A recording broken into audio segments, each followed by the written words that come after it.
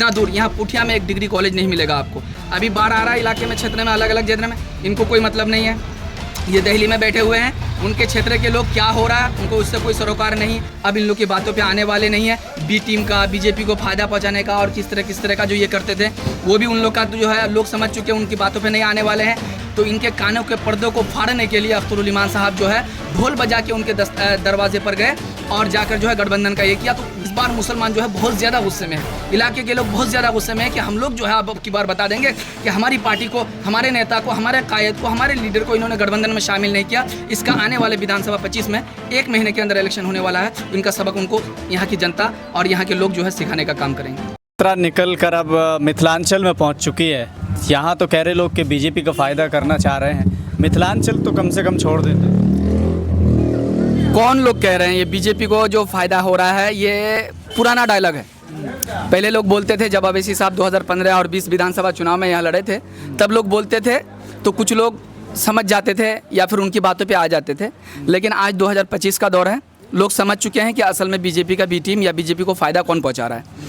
BJP को सबसे ज़्यादा फ़ायदा पहुंचाने का काम कांग्रेस ने किया था।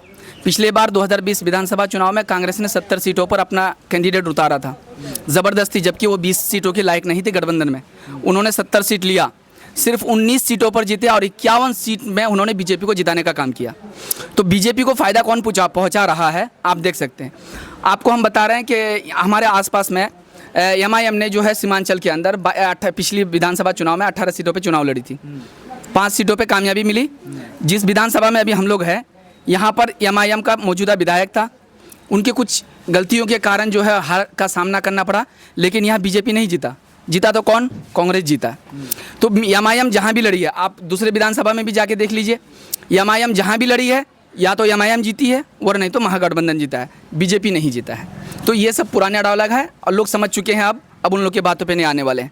अब जो है एमआईएम अपनी क़यादत के लिए और अपने मजबूती के लिए लड़ रही है, इसमें कोई दो राय नहीं है।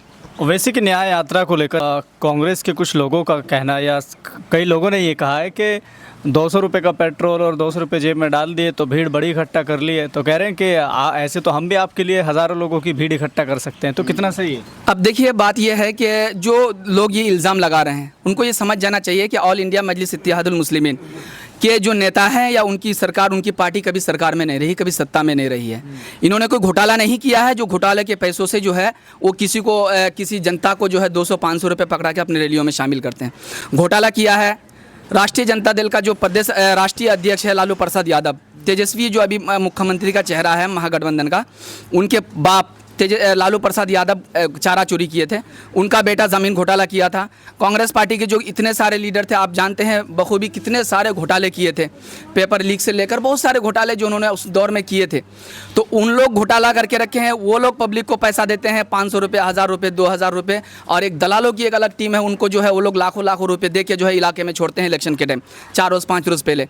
तो वो लोग घोटाला करके उन लोग जो है आवाम को पैसा देते हैं और 5 साल लूटने का काम करते हैं। एमआईएम कभी सत्ता में नहीं रही है। एमआईएम, यहाँ लोग एमआईएम को चाहने वाले दिल से मोहब्बत करते हैं।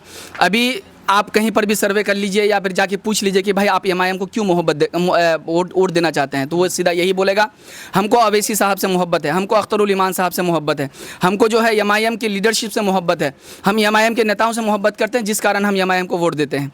वर नहीं तो एमआईएम किसी को पैसा दे के नहीं बुलाता है। सब लोग अपनी मोहब्बत में, उनकी दीवानगी में, उनकी चाहत में लोग उनके लिए दीवाना होते हैं। इसमें पैसा वैसा का जो भी है ये दूसरी पार्टी के लोग करते हैं। जनसुराज हुआ, बीजेपी हुआ, बीजेपी को तो जानते ही हैं, लाखों करोड़ों रुपये घोटाला कर रहे हैं और जो है अपना क्या कहते हैं, लोगों को बुलाते हैं, मीटिंगों में बुलाते हैं, खाने का खर्चा, पेट्रोल का खर्चा, जेब खर्चा और किस तरह खर्चा देते हैं। महागठबंधन वाले भी वही करते हैं। एमआईएम के पास कोई चंदा भी नहीं देता है एमआईएम को जल्दी, ये क्योंकि ऑल इंडिया मजलिस इत्तेहादुल मुस्लिमीन है, जल्दी इनको कोई चंदा भी नहीं देता है क्योंकि ये सत्ता में नहीं आने वाली होती है। तो यहाँ कोई चंदा का भी सिलसिला नहीं है। यहाँ पर कोई, सब लोग मोहब्बत में वोट करते हैं, मोहब्बत में उनकी रैलियों में शामिल होते हैं। क्या पार्टी पैसा देकर टिकट देती है या पैसे वाले ही चुनाव लड़ सकते? अब आप अगर देखेंगे सीमांचल के अंदर जितने भी ये विधायक सांसद है, उन तमाम में सबसे ज़्यादा अगर गरीब कोई है नेताओं में, जितने भी विधायक, सांसद, पूर्व सांसद, मंत्री, पूर्व मंत्री जितने भी है, सबसे ज़्यादा गरीब अगर कोई है तो वो है बिहार प्रदेश अध्यक्ष जनाब अख्तरुल ईमान साहब। पार्टी वो सबसे ज़्यादा गरीब है, लेकिन पार्टी उनको पूरे बिहार का अध्यक्ष भी बना रखा है। पार्टी पूरी तरह से उनके ऊपर निगरानी है, मतलब उनके ही इर्द गिर्द पार्टी, मतलब ये है कि चुनाव का समय बहुत नज़दीक है। अब ये बताएं कि यहाँ पर एमआईएम की तरफ से कई लोग प्रत्याशी हैं, लाइन में है संभावित प्रत्याशी, ऐसे में कौन ज़्यादा मजबूत रहेगा यहाँ? यहाँ सभी मजबूत है, एमआईएम पार्टी में सब मजबूत है। यहाँ किसी एक व्यक्ति का, क्योंकि हम लोग ना जुम्मन है ना हम लोग अंधभक्त हैं, हम लोग अवैसी साहब, अख्तरुल ईमान साहब के चाहने वाले हैं। हम लोग के यहाँ कैंडिडेट देख के फैसला नहीं होता है, समर्थन नहीं करते हैं किसी का। हम लोग पार्टी जिसको भी, जो भी 4-5 दावेदार हैं, जिनको भी हाथ में टिकट पकड़ा देगा पार्टी, वो हमारा नेता होगा, उसके लिए हम लोग दिलो जान से मेहनत करेंगे। अच्छा, ये बताइए कि जैसे यहाँ पर कांग्रेस के विधायक रहे हैं, अभी भी हैं मौजूदा, सांसद भी हैं, तो यहाँ तो अच्छा विकास हुआ होगा क्योंकि सांसद और विधायक दोनों हैं। अब विकास क्या हुआ है कि हमारे प्रदेश अध्यक्ष जनाब अख्तरुल ईमान साहब कहते हैं कि पटना में और पटना के आसपास के दूसरे इलाके में 5-5 किलोमीटर में पुल है, लेकिन आप अगर देखेंगे आप यहाँ पर, तो एक यहाँ सातमेरी में पुल है, उससे 45 किलोमीटर दूर बिलवा के पास से घूम के जाना पड़ता है, एक वहाँ पुल है। यानी इतने 45 पटना और दीगर आसपास के एरिया में वहाँ जो है 5-5 किलो में पुल है, और यहाँ इतने 45 किलोमीटर के बाद एक पुल है। ये विकास हुआ है यहाँ पर, क्योंकि कांग्रेस का सांसद अभी भी है और इससे पहले भी थे, वो विधायक भी थे, और अभी मौजूदा जो विधायक है दूसरा, वो भी कांग्रेस का है। अब मैं आपको बता देता हूँ यहाँ कितना विकास हुआ है। हम लोग वोट करते हैं यहाँ के डॉक्टर जावेद को, जो कांग्रेस का सांसद है, यहाँ इजहारुल हुसैन को वोट करते हैं, जो कांग्रेस का विधायक है। हम लोग का मुख्यमंत्री कौन है? नीतीश कुमार है। हम लोग उन लोग को वोट करते हैं, लेकिन जब किसी इमरजेंसी पेशेंट को इलाज की ज़रूरत पड़ती है, डिलीवरी जो औरतें डिलीवरी रहती है उनका मतलब सीजर का मामला रहता है या कुछ रहता है, तो हम लोग को बंगाल जाना पड़ता है, ममता हॉस्पिटल में जाना पड़ता है। हमारे यहाँ इतना बड़ा इलाका है, इतने दिनों तक यहाँ पर डॉक्टर जावेद हुकूमत किए, उनके बाप जो है डॉक्टर आज़ाद साहब, वो हुकूमत किए, यहाँ पर सांसद और विधायक रहे, लेकिन इन्होंने कभी जो है अपने इलाके के लिए कुछ नहीं किया। हत्ता कि आप देखेंगे एक अच्छा हॉस्पिटल नहीं है जो आदमी वहाँ पर जाए इलाज करे, कोई व्यवस्था नहीं, एक डिग्री कॉलेज नहीं मिलेगा आपको यहाँ पर। यहाँ के बच्चियों को, जो बच्चियाँ अपने घरों से जल्दी बाहर नहीं निकलती है, अपने काम ज़रूरियात के मुताबिक ही निकलती है, उनको एक डिग्री लेने के लिए उनको जाना पड़ता है वहाँ पर बहादुरगंज, उनको जाना पड़ता है किशनगंज, इतना दूर। यहाँ पुठिया में एक डिग्री कॉलेज नहीं मिलेगा आपको। यहाँ कांग्रेस का पहले बहुत बड़ा नेता है, लेकिन हम लोग पुठिया वाले जाते हैं, वो कितना बड़ा नेता है। इलाके से कोई मतलब नहीं, इलाके के समस्याओं से कोई मतलब नहीं, इलाके के जो मसाइल हैं उनसे उनको कोई मतलब नहीं, कोई सरोकार नहीं रहता है। इनको सिर्फ इलेक्शन के टाइम आना है, पैसा, दलालों को पैसा देना है, इलाके में पब्लिक का वोट गुमराह बनाकर, मासूम करके और बेवकूफ़ बना करके बीजेपी जीत जाएगी सरकार बनाने के नाम पर, और इधर उधर का डर दिखाकर और बातें बताकर जो है यहाँ के वोट ले लेते हैं। पूरा 5 साल क्षेत्र से गायब रहते हैं। यहाँ की जनता क्या होती है कुछ मतलब नहीं। अभी बाढ़ आ रहा है इलाके में, क्षेत्र में, अलग अलग क्षेत्र में, इनको कोई मतलब नहीं है। ये दिल्ली में बैठे हुए हैं, उनके क्षेत्र के लोग क्या हो रहा है उनको उससे कोई सरोकार नहीं। इलाज की ज़रूरत पड़ती है, हम लोग को बंगाल जाना पड़ता है, एक डिग्री के लिए हम लोग को जब बहादुरगंज और किशनगंज जाना पड़ता है।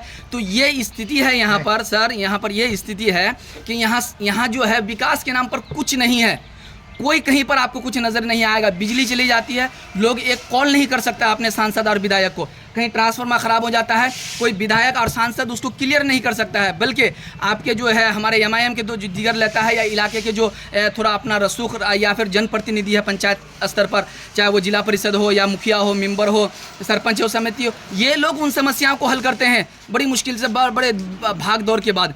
लेकिन ये जो मौजूदा सांसद या मौजूदा विधायक है, इनको क्षेत्र के इन समस्याओं से कोई मतलब नहीं है। कहीं आपका गाड़ी पकड़ लेगा, इनको कॉल कीजिए, इस काम के लिए पहले विधायक नहीं बना है, आपका ट्रांसफार्मर खराब हो गया, वो क्या बोलेंगे कि भाई वो छोटा मोटा काम के लिए हम विधायक नहीं बने। मतलब विधायक का काम है पटना में बैठे रहना, और सांसद का काम है दिल्ली में बैठे रहना। ये लोग 5 साल बाद आते हैं, वोट लेते हैं, पूरे 5 साल गायब रहते हैं। इलेक्शन के टाइम आते हैं, लोगों को बेवकूफ़ बनाते हैं और वोट ले लेते हैं। लेकिन अब लोग जागरूक हो चुके हैं, लोग समझ रहे हैं, युवा पढ़ रहे हैं, इलाके में एक जागरूकता फैली हुई है। अब इन लोग की बातों पे आने वाले नहीं है। बी टीम का, बीजेपी को फ़ायदा पहुंचाने का और किस तरह का जो ये करते थे, वो भी उन लोग का तो जो है लोग समझ चुके हैं, उनकी बातों पे नहीं आने वाले हैं। ये लोग गुमराह फैला रहे थे कि भाई एमआईएम किसी से गठबंधन नहीं करना चाहती है। आपने देखा, मीडिया ने देखा, पूरा हिंदुस्तान देखा, पूरे बिहार के लोग ने देखा, और पुठिया के अवाम ने भी बखूबी इस चीज़ को देखा है कि एमआईएम जो है गठबंधन के लिए पूरा प्रयास किया। पहले उनके जो गठबंधन के जितने पार्टियाँ, तमाम पार्टियों के अध्यक्ष को अख्तरुल ईमान साहब ने लेटर लिखा।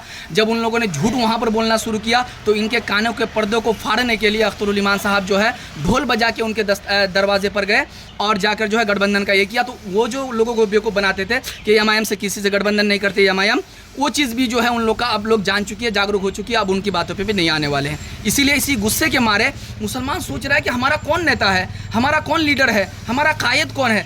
इन चीज़ों को देखते हुए मुसलमान जब उनसे गठबंधन नहीं कर रहा है तो इन चीज़ों को देख के इस बार मुसलमान जो है बहुत ज़्यादा गुस्से में है। इलाके के लोग बहुत ज़्यादा गुस्से में हैं कि हम लोग जो है अब की बार बता देंगे कि हमारी पार्टी को, हमारे नेता को, हमारे कायद को, हमारे लीडर को इन्होंने गठबंधन में शामिल नहीं किया। इसका आने वाले विधानसभा 25 में 1 महीने के अंदर इलेक्शन होने वाला है। इनका सबक उनको यहाँ की जनता और यहाँ के लोग जो है सिखाने का काम करेंगे।